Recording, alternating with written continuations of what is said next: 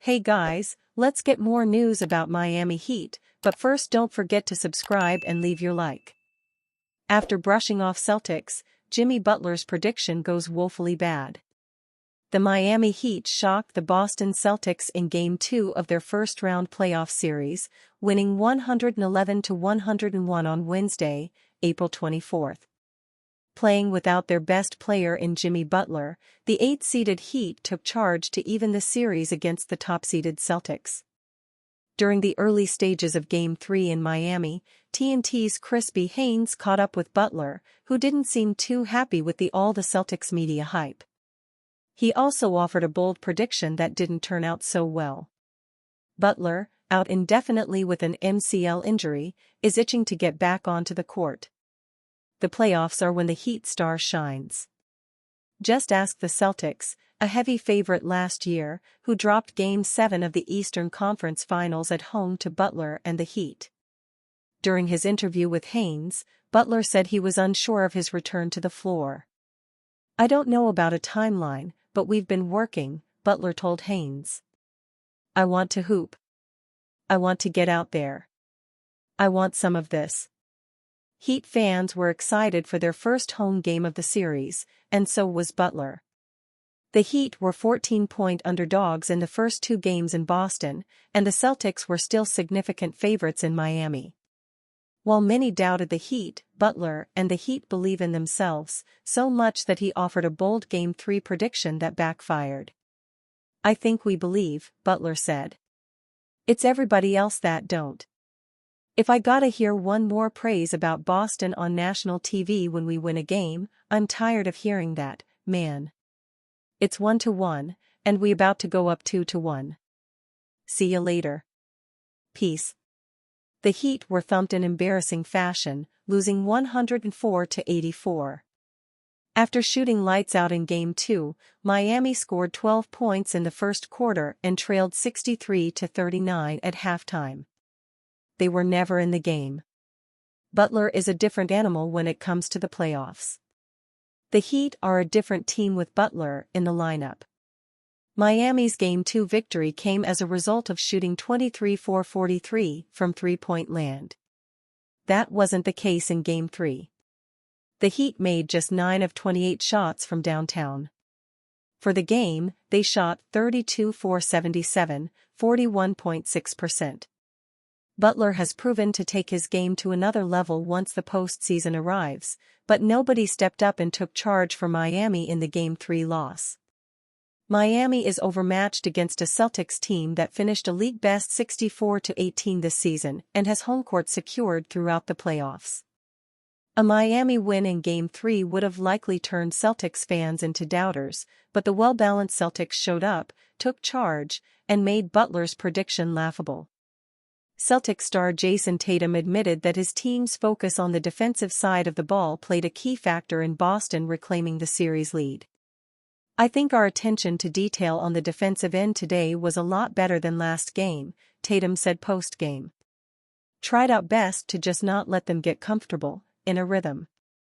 They're gonna make shots, just try to make it as tough as you can as often as you can." Bam Adebayo reveals major flaw that doomed Heat from the start in Game 3 loss to Celtics. The Miami Heat fell to the Boston Celtics Saturday night in Game 3 of the NBA playoffs first round, where they are now in a 2-1 series deficit, despite having all the momentum after stealing one in Game 2 on their opponent's home floor. Heat stars Bam Adebayo and Tyler Herro along with head coach Eric Spoelstra spoke about what went wrong for the team inside the Kaseya Center. One could argue the games have been all about who starts the best, as in Game 1, the Celtics began on a 14-0 run that set the tone, then in Game 2, the Heat were hot from the three-point line, making 8 in the first period. In Game 3, Miami had a ton of missed opportunities and costly turnovers, as Adebayo said to Clutch Points that the team didn't bring that dog Saturday evening. "I don't think we really brought that dog tonight like we did in Game 2 where we set the tone from the jump," Adebayo said, who scored 20 points and collected 9 rebounds. "We didn't do that tonight. Obviously, when you don't have that type of dog mentality, you can get blown out by 20. In the first period, the Heat committed 5 turnovers that led to 10 points for the Celtics, even in a period where the foe wasn't shooting that well, but were still trailing 21-12 by the end of the first 12 minutes. Harrow himself said after the game to Clutch Points that their starts have definitely hurt them. Our starts have definitely hurt us. I thought in the first game, it obviously started with the offensive rebound and set the tone, and then tonight there was a couple of different times the ball's in the air or on the floor and we didn't at least put the right effort to come up with those, Harrow said. Obviously they crashed the glasses harder, they sent 4 guys. When a team like that sees that they have a weakness of not boxing out, they're gonna continue to do that, and that kind of sets the tone for the rest of the game. So definitely getting off to better stars, and I think it starts with those balls when the ball's in the air and the ball's on the floor, we have to come up with those up, and that's a big tone setter throughout this series. The 24-year-old star had another rough outing against Boston where he scored 15 points off of making only 5 of his 16 attempts from the field. They also held his big playmaking ability to check as after recording 14 assists in Game 2, they held Harrow to just 2 in Game 3. In total, the Heat committed 12 turnovers resulting in 24 points for the Celtics, which is just one of the major reasons the home team fell. However, as it comes back around, even Spoelstra talks about how Boston set the tone with their disposition that carried throughout the contest, resulting in the Celtics being the more physical team. They had set the tone with their disposition. On their end, they started the game with some deflating offensive rebounds, and the threes became a little bit of a cushion, Spoelstra said. Offensively, early on I thought the process was solid. We missed some open shots, that plays into it, but then that led to more mistakes going down the other end, and then their pressure, once they got up, double digits, their pressure started to pick up, and then you do have to credit them, they took us out of stuff we have liked to get to.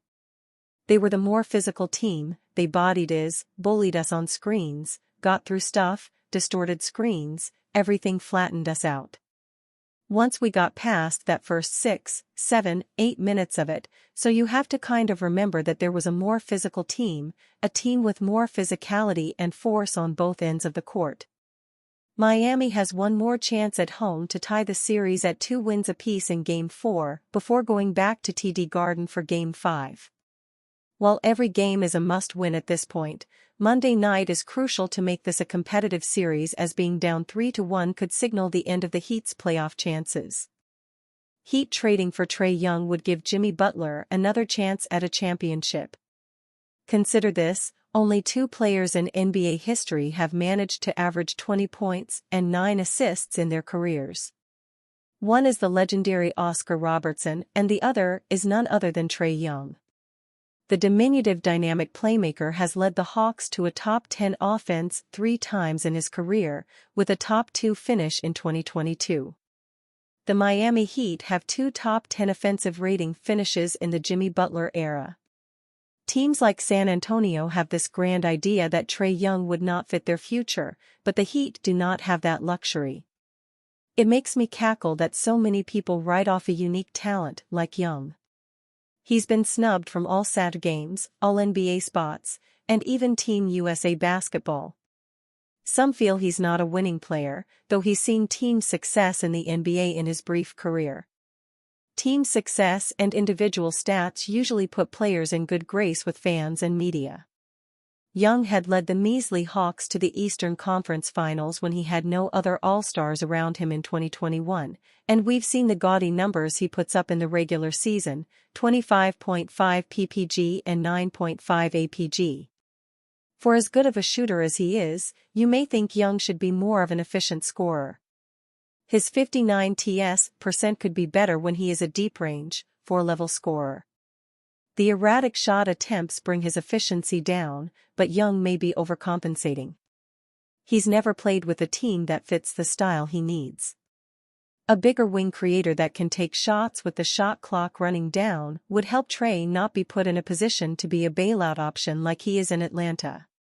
The Heat have that in bunches with their takeover artist, Jimmy Butler. Would Young be able to match Heat culture's defensive tenacity? That's a valid question, but were you asking the same question when Damian Lillard was on the table for the Heat? They're on the same level defensively, and Lillard should be a better defender with his powerful upper body and experience in the league. And you, fan, what do you think of the situation of Trae Young? Leave your opinion in the comments.